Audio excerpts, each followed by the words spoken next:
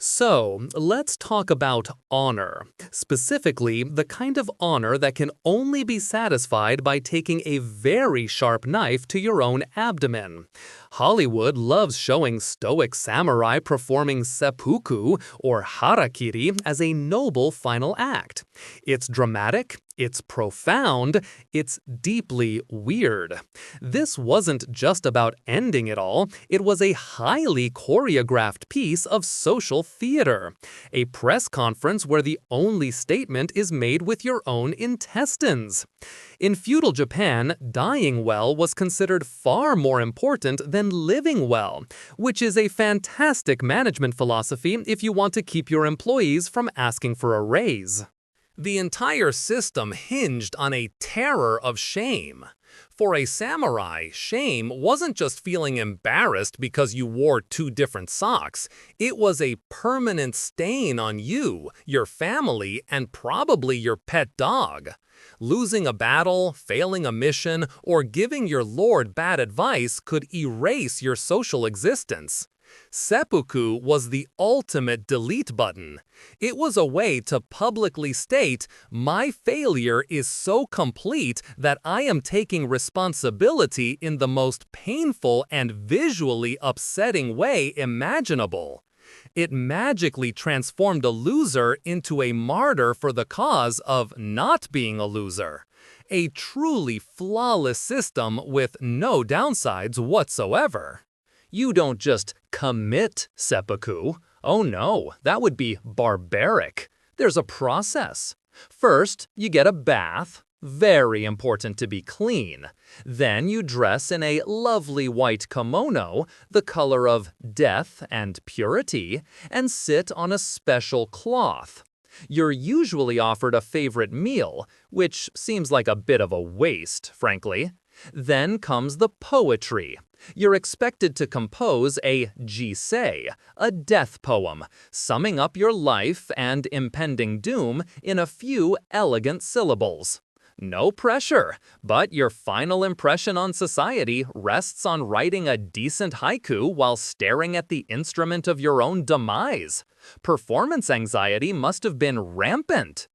Now for the main event. The samurai would open his kimono, pick up the tanta short blade, and make the cut. The prescribed method was a slice from left to right across the abdomen, and sometimes a second upward stroke. This is, medically speaking, a terrible way to die. It's slow, agonizing, and messy, which is why they invented the kaishakunin, or second. This was a trusted friend standing behind you with a katana. Their job was to chop your head off at the precise moment you made the cut, sparing you the worst of the agony. It was the ultimate act of friendship, being a willing accomplice to a gruesome, ritualized execution. Your best friend's job was to make sure you didn't flinch and dishonor yourself further. Seppuku wasn't a one-size-fits-all solution. There were different kinds for different social faux pas. The most famous is probably junshi, following your lord in death. When the boss died, his most loyal retainers would off themselves to join him. A bit much, but it certainly discouraged assassinations. Then there was kanshi, a sort of protest suicide to make your lord reconsider a bad decision. Imagine a board meeting where, instead of resigning, the CFO just disembowels himself to protest Q3 earnings. And most importantly, seppuku was often not a choice.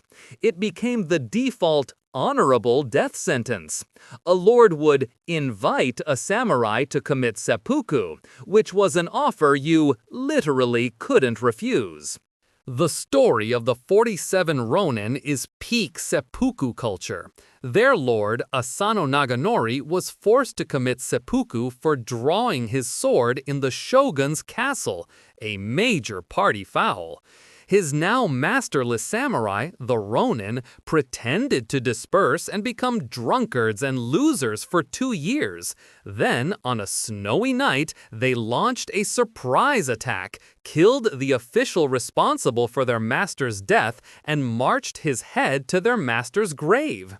They had achieved their revenge, but they'd also broken the law.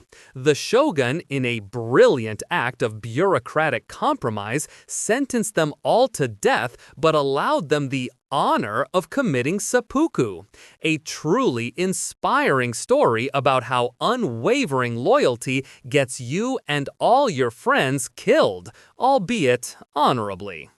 Of course, the pristine, honorable ritual we imagine wasn't always the reality.